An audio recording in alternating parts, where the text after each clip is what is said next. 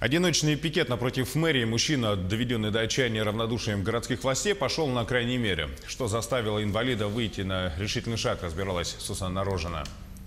Мужчина-инвалид, доведенный до отчаяния равнодушием муниципальных чиновников, вышел на одиночный пикет напротив здания мэрии, пытаясь достучаться до городских властей. Это не первая его попытка. Его семья с 3 детьми соседствует с крысами. Из всего многоквартирного дома только квартира Слабоспицкого признана по требованию прокуратуры аварийной. Но история неоднозначная. Давайте по порядку. Андрей Слабоспицкий ютится с женой и 3 детьми в комнатушке. У Андрея диагноз ДЦП, но болезнь не мешает ему быть примерным семьянином и заботливым отцом. Мужчина доведен до края равнодушием властей не только из-за квадратов, но и состояния дома в целом. Я сейчас хочу, чтобы этот дом признали аварийным и расселили. У Андрея на руках уже имеется решение суда, по которому дом признан несоответствующим для проживания. Но теперь предстоит еще несколько кругов ада, чтобы признала это и комиссия. В этом году расселяют дома, признанными аварийными, только после 1 января 2012 года.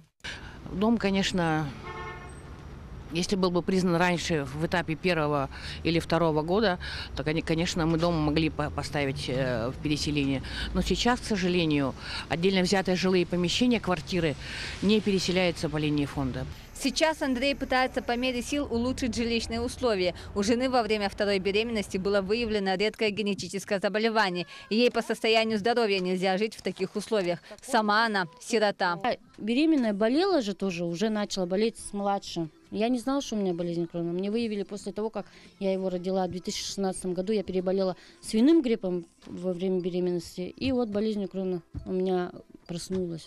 Она у меня была, она проснулась. До этого я как бы не осознавала, не знала.